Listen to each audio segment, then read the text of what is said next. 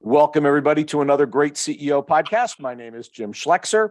I have with me another great CEO that we're speaking with today, Jeff Robertson from Intrado. Welcome, Jeff. Thanks for having me, Jim. I appreciate you coming on. So maybe you could just start, give us a few sentences on what Intrado does. Intrado has been around for 40 years. So we basically run the nation's 911 network. So if anyone's ever dialed 911 in an emergency, we have touched that call. 90% of those calls in the United States and Canada, we process our touch in some fashion. Wow. Talk about mission critical, right? I mean, doesn't get any more important than that. That's great.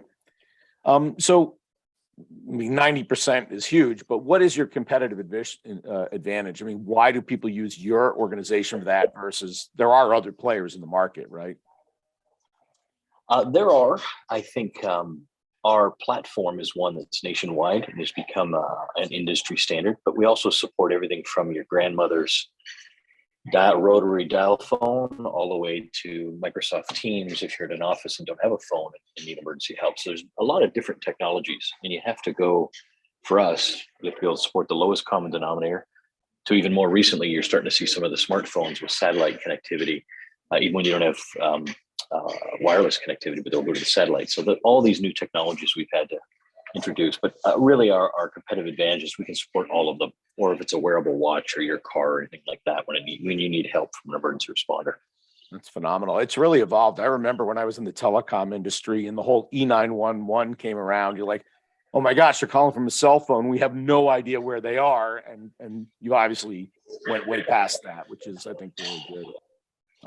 Funny story there, Jim. When I was in law enforcement, the way we used to locate cell calls, cellular phones, was we would have certain cars turn on their sirens and see if you could hear it in the background from the caller. And that was how we located them when you couldn't get location. This is a while back. We're much better now, but that's the way we did it.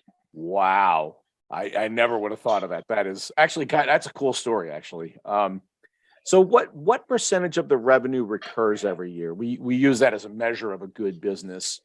January 1st, I show up. How much of last year's revenue is going to show up this year, contractually obliged for you guys?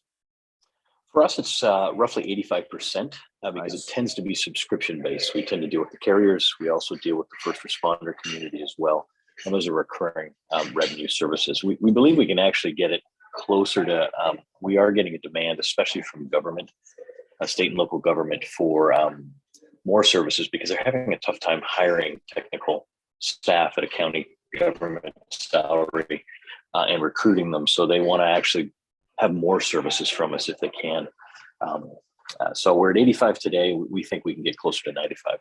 So you might actually provide 911 operators as well. Is that what you're saying? We'll do everything but that. So we will not actually dispatch the call, but everything to that point. So all the technology behind the scenes. Perfect.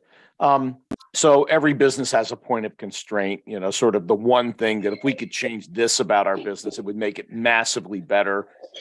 And I'm wondering, 90% position is actually a problem because then how do you grow? But what is your one point of constraint? What's the one thing you would change about your business if you could that would make it just so much better?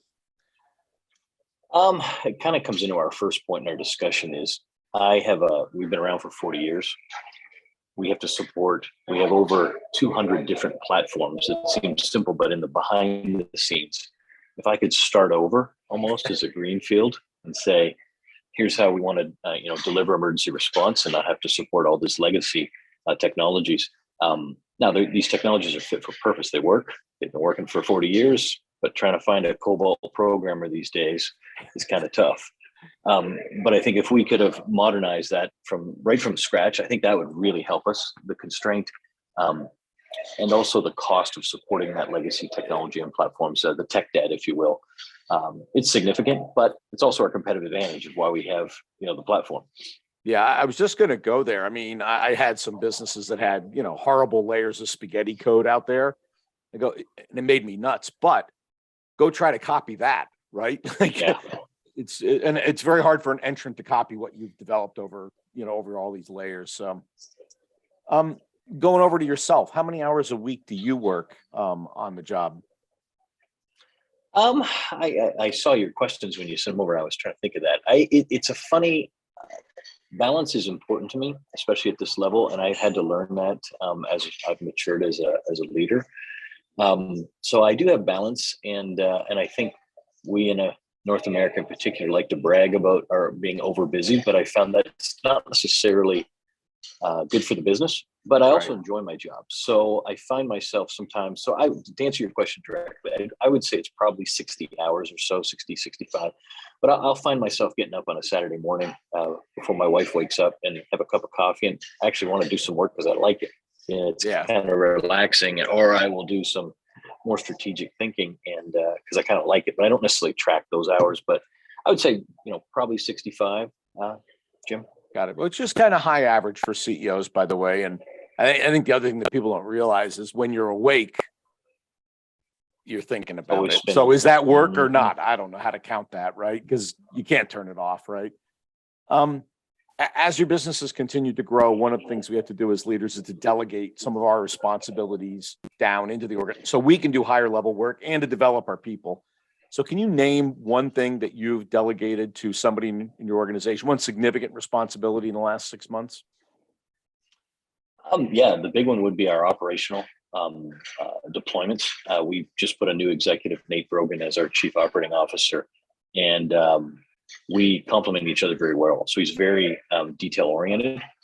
He loves the details. He loves getting into that. Whereas I can muscle my way through it, but I've entirely delegated that to him, and it's been a blessing actually, because it really allows me to focus on the things where I think I'm good, and we balance each other. Nice. That's a big one. That's great. If we were to characterize your leadership style, what would be the one or two things that we would say about you or you would say about yourself as a leader that typify you as a leader? Um, I am passionate about what we do. I think it's Mhm. easy to get behind when you're part of the emergency response process. Literally, the technology, and if we can cut a couple seconds from that, it literally can save lives. So I think Yep. one of the things I'd say is I'm passionate about that mission, and it helps when we're recruiting. It helps in our morale of our team. When I have a bad day, I usually will just go visit a 911 center and see that. It makes me feel better. So I said passionate, and then I think the other would be um, uh, well, maybe this is more. I may be a tad biased, but I like to say I'm visionary. I can sort of see these new technology trends coming. Okay. And I've been dispatched to 911 call, so I know what it's like on the street. And then the other one would be I can be I don't know the right word, but I hold accountability in high regard for our executive Mhm. team. So that can Okay. sometimes come, but again, it's not one where it's you don't make a mistake or you lose your job. It's accountability. This is what we got to accomplish. This is what you're responsible for. And watching the team hold each other accountable rather than me have to hold an executive accountable. So long-winded answer to your question, but those are probably the three things. Yeah. I never minded somebody to say, "Hey, I screwed up," as long as they still had full accountability. They go, "Hey, I made a mistake. I lost a little time because of it. So I can't hit this date, but I'm going to hit this date." I'm like, "Hey, that happens. I get it. That's all cool." Right. The only thing I would add to that is if Tuesday was the date, I'd much rather hear a week ahead of time, not on Tuesday, right? And say, hey, Yeah. I'm having some tough time getting this, or there's some macroeconomic or a customer challenge or technology challenge. We can work through it together. Um, so I do, and most of our executives are at that level where they'll, hey, I need some help, or I'd rather have them put their hand up early. Yeah. Don't surprise me, please. Right. Yeah. Last Exactly. question. What do you do for fun?